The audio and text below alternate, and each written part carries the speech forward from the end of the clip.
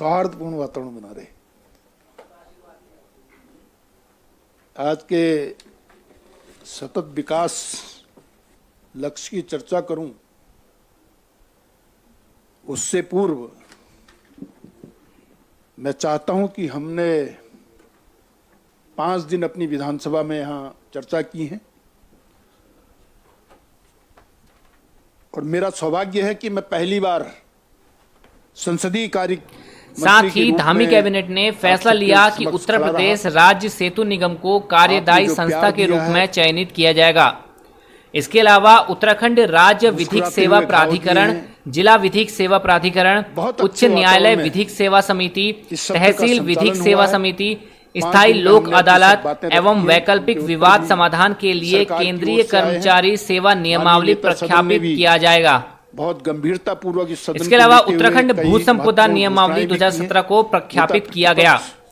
साथ ही कैबिनेट ने फैसला लिया कि स्वामित्व योजना के कार्यों को त्वरित गति से करने के लिए उत्तराखंड आबादी सर्वेक्षण और संक्रिय नियमावली 2020 के नियम 14(5) और 18(2) में संशोधन किए जाने के लिए और उत्तराखंड आबादी सर्वेक्षण और संक्रिय नियमावली 2021 बनाई जाएगी। इसके अलावा केदारनाथ और बद्रीनाथ के पुनर्निर्माण हेतु बड़ी एजेंसी चयन कर कार्य कराने की अनुमति दी जाएगी। साथ ही कैबिनेट ने फैसला लिया कि खनन संबंधी मामले का सरलीकरण कर स्वर मूल्यांकन संबंधी मामले में शासन की जगह निदेशालय स्तर पर निर्णय लिया जाएगा। इसी उद्देश्य साथ ही जल जीवन मिशन के अंतर्गत तकनीकी परीक्षण के बाद 2 से 5 करोड़ के कार्य कराने हेतु जिलाधिकारियों को अधिकार दिया गया। इसके अलावा कैबिनेट ने फैसला लिया है कि सभी आर्बिट्रेशन संबंधी मामले में निपटारे के लिए उच्च न्यायालय के सेवानिवृत्त न्यायाधीश की अध्यक्षता में 3 सदस्य समिति के माध्यम से निर्णय किया जाएगा। उत्तराखंड से जुड़ी तमाम खबरें पाने के लिए आज ही सब्सक्राइब करें हमारा YouTube चैनल और बेल आइकन को जरूर प्रेस करें। वीडियो को लाइक करें और शेयर जरूर करें। अपने देश में अपनाया है। मुझे खुशी है कि हम सतत विकास की योजनाओं को केवल कागजों पर नहीं, केवल भाषणों पर नहीं, बल्कि धरातल पर उतारे हैं। इसमें हमने बहुत बड़ी उपलब्धियां की हैं। इसी के कारण नीति आयोग ने जो सर्वे किया है उसमें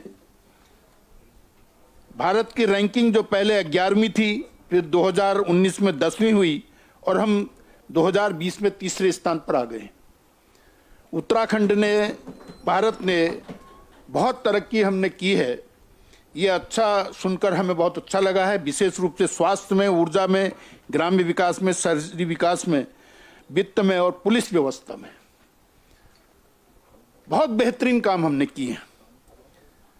सतत विकास में हमने जो लक्ष्य लिया है, गरीबी मुक्त का, भुखमरी मुक्त का, बेहतर स्वास्थ्य का, गुणवत्ता शिक्षा का, लैंगिक समानता का, स्वच्छ पेयजल और स्वच्छता का, सुलभ और स्वच्छ ऊर्जा का, समुचित रोजगार, आर्थिक विकास, उद्योग सर्जन का और बुनियादी ढांचे का, समानता असमान उन्मूलन का, संवेदनशील शहर और समुदाय का, उत्तरदायी उपभोग और उत्पादन का, जलवायु की चुनौती का, जलीय जीवन तो खैर हमारे यहाँ होते नहीं, पृथ्वी पर जीवन, शांति, न्याय और सुदृढ़ संस्थान, लक्ष्यों की पूर्ति की भागीदारी।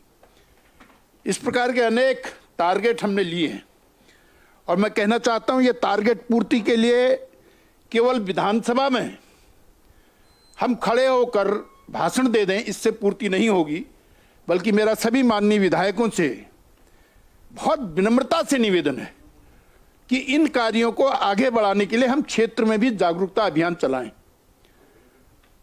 और खुद ही न चलाएं, बल्कि क्षेत्र के प्रधान हैं, क्षेत्र पंचायत सदस्य हैं, युवक मंगल दल हैं, युवती मंगल दल हैं, आंगनबाड़ी केंद्र हैं, सबको साथ लेकर अगर हम इसकी चर्चा करेंगे, इन मुद्दों के ऊपर जन जागरण अभियान शुरू करेंगे, तो मैं समझता हूं एक बहुत अच्छा चित्र उभर कर अपने देश और प्रदेश में आएगा।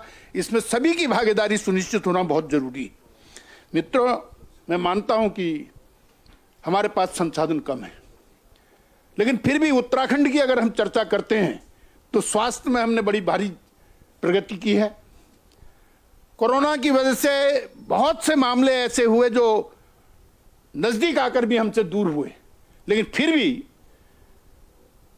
सरकार ने पूरे मनोयोग से इसमें संघर्ष किया और आज जो उत्तराखंड में 3 मेडिकल कॉलेज होते थे, हल्द्वानी, श्रीनगर और देहरादून, आज हमने 4 नए मेडिकल कॉलेजों की ओर कदम बढ़ाया है। हमने हरिद्वार में मेडिकल कॉलेज की बात कही है, रुद्रपुर में मेडिकल कॉलेज की बात कही है, अल्मोड़ा में मेडिकल कॉलेज की बात की है और पिथौरागढ़ में मेडिकल कॉलेज की बात। छोटे से राज्य में 7 मेडिकल कॉलेज होना अपने आप में एक उपलब्धि है।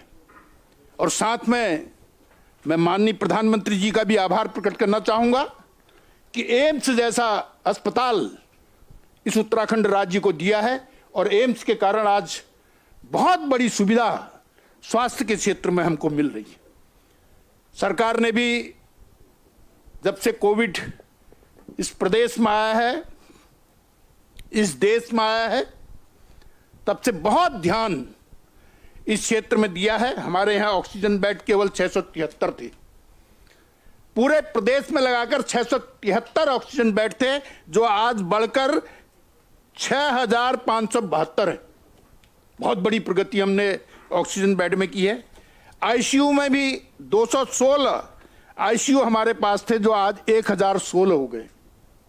बहुत अच्छा प्रगति की है। वेंटिलेटर 116 हमारे पास तब थे और आज हमने 1016 वेंटिलेटर हमारे पास हैं। आईसीयू 1655 है, वेंटिलेटर 1016 है। ऑक्सीजन सिलेंडर 1193 थे, आज 18220 है। ऑक्सीजन उत्पादन के लिए हमारे पास केवल 1 यूनिट थी। आज हर शहर में, हर जिले में हमारे पास ऑक्सीजन यूनिट है। ऑक्सीजन के कारण अब हम कहीं बाहर जाएं ऐसा हो नहीं सकता। हम आत्मनिर्भर ऑक्सीजन के रूप में हुए हैं। ऑक्सीजन कंसंट्रेटर जो 275 थे, आप 6822 हमारे पास है। सब मिलाकर स्वास्थ्य के क्षेत्र में हमने एक अच्छी प्रगति की है। डॉक्टर्स के मामले में 1000 के लगभग डॉक्टर इस दौरान हमने बढ़ाए हैं, 1000 के। और आज भी हम हर सप्ताह डॉक्टर का इंटरव्यू लेते हैं।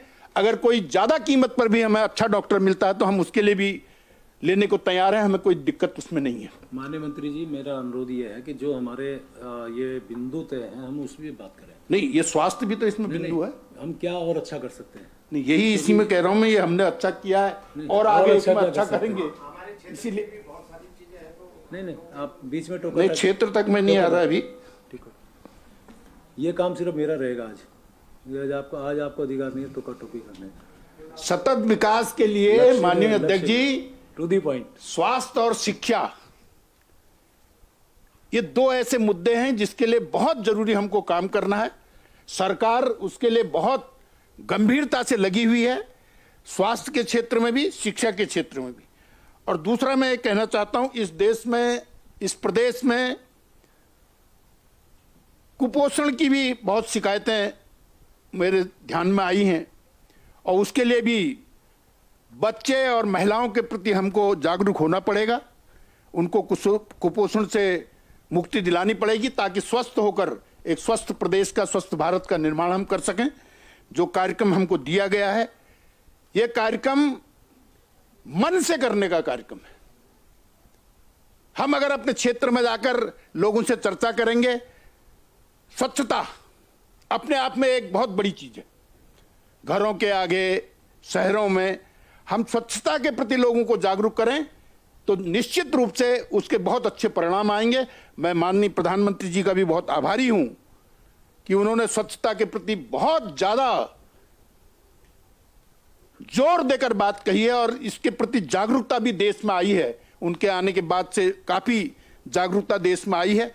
स्वच्छता, शिक्षा, स्वास्थ्य, ये सब बहुत हेल्दी विकास के एक वो हैं। और साथ में हमको अपने पुलिस बल और इत्यादि को भी जागरूक करना पड़ेगा ताकि क्षेत्र की में लोगों के साथ ठीक ढंग से व्यवहार हो सके, अधिकारियों का व्यवहार ठीक हो सके। और मैं समझता हूं कि उत्तराखंड में हमने जो सद्भाव की बात है उसमें प्रथम स्थान प्राप्त किया। यहाँ उत्तराखंड एक ऐसा देवभूमि है जहाँ पक्ष विपक्ष से ऊपर उठकर लोग एक दूसरे की मदद करते हैं। इसका एक बहुत बड़ा प्रभाव इस प्रदेश के विकास में पड़ने वाला है, जो आगे भी पड़ेगा। मैं इस सतत विकास की चर्चा को आगे बढ़ाने के लिए जो आपने हमसे कहा है उसके लिए आपको धन्यवाद करता हूं और सभी से कहना चाहता हूं कि हमने भाषण दिया और चल दिया ऐसा न करें, लोग बैठे रहें। सुझाव सबसे अच्छा है। हाँ, सब लोग बैठें और अपनी अपनी चर्चा करें, अपने अपने सुझाव दें और सरकार भी उन सुझावों पर ध्यान देगी और आगे हम क्षेत्र में भी उन सुझावों के आधार पर बात करेंगे तो निश्चित रूप से विकास होगा। आप सभी का बहुत बहुत धन्यवाद। धन्यवाद माननीय मंत्री जी।